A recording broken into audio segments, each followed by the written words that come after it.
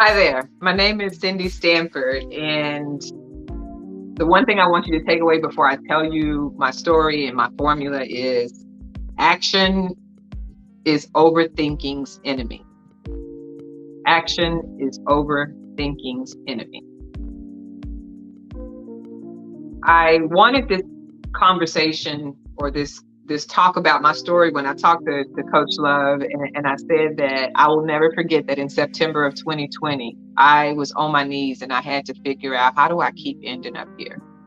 And for those of y'all that will follow the work of ACEs Matter, which is a nonprofit that I founded here in Florida, you will learn a little bit more about my story. But the gist of it is I just kept having hardships.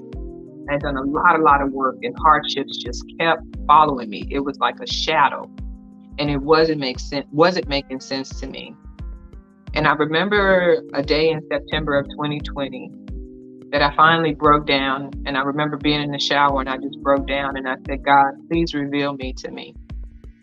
Reveal me to me. What is it that I'm not seeing? And how is it that I keep ending up back in the same place when I'm working so hard to bury that person that I no longer wanted to be? So when I say be careful what you ask for, I realized at that moment it was that one prayer.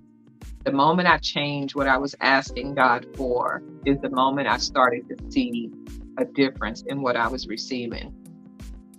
And when I tell y'all that when God responded, which was right inside of me, everything about my world and my understanding started to open up. I had a better understanding of why that person that I no longer wanted to be kept coming back. And as a result, it led me to finding ACEs Matter. And so here's my undebatable statement that I feel like every person should know as they go on their journey trying to figure out their story. Every single person in the world, no matter what your culture, no matter what your background, for me, this is what has helped me understand, is that we all, every single adult, every single human being, we all behave based on our programming from our childhood. We all behave that way. Our programming from our childhood will influence how we respond, whether it's subconsciously or consciously, in every area of our life, from our finances to our relationships with ourselves, to our relationships with our partners, to our relationships with our coworkers, to our relationships with our kids, to our relationships with money, etc., etc., etc. And when I asked God this question to reveal myself to me, all of a sudden it felt like a hurricane had just come through. And at one point, I kid you not, I had to joke and I said, God, I know I asked for that, but hold on, slow down. Can I take a day off? It was like information and awareness just starts slapping me in the face like Cat Williams with baby powder in his hand. Like, that's how serious it was.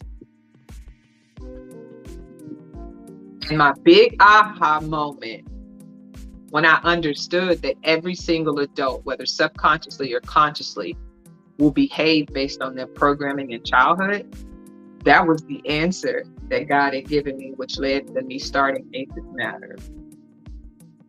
And as a result, I understood randomly what the real 3G means in like spiritual mind, body, self-work. And the 3G connection that came as a result of me asking that prayer was that God showed me what 3G meant by saying, Cindy, here are your gifts.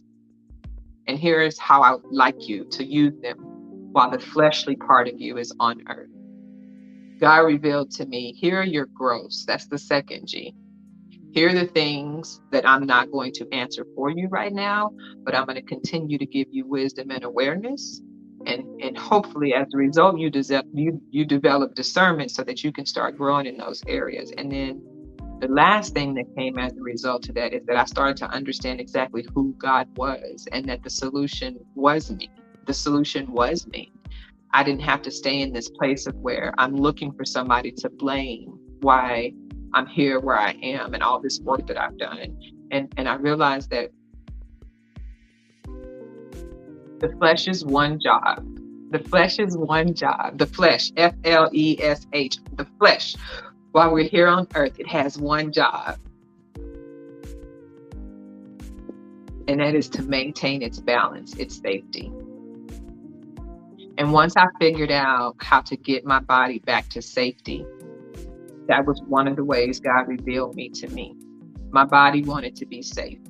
And I had to figure out what safe meant for my body so that I knew how to respond when the old me was trying to creep back up, the version of me that I no longer wanted to be. And the last thing that I'm going to say in terms of just my story is that when you don't heal from your childhood adversities, and I'm using big words here, meaning just dysfunction, like your childhood program will dictate how you respond in relationships. So if relationships with money, people, or work is a problem, you got to go back to your childhood. If there are physical ailments in your body, you got to go back to childhood, because remember, the flesh's only job is to maintain balance and to feel safe. And if our bodies are getting sick as a result, our body is responding to something that it disagrees with. But all that to say is, if we don't heal from our childhood, our body will always be in charge of us, and our body will dictate how much it can do in any given day. But when we do heal from our childhoods, and I'll close here, we then become in charge of our bodies, even when our bodies don't feel safe. Because our body doesn't get to see and understand the outside world. All our body knows is the inside world. And understanding how our childhoods influence fear ultimately will dictate how we navigate when we're afraid to take steps in life, to take different steps with our financial health, with our emotional health, with our spiritual health. So all that to say, I love what I do. Take care of your body, listen to it, because your body will tell you what needs to heal in order to get it back to a safe place of balance, mind, body, soul. Thank you for having me, Coach Love. Thank you for coming, Cindy. Thank you for having me, Coach Love. Thank you for coming, Cindy. You're wonderful, darling. Bye-bye for now.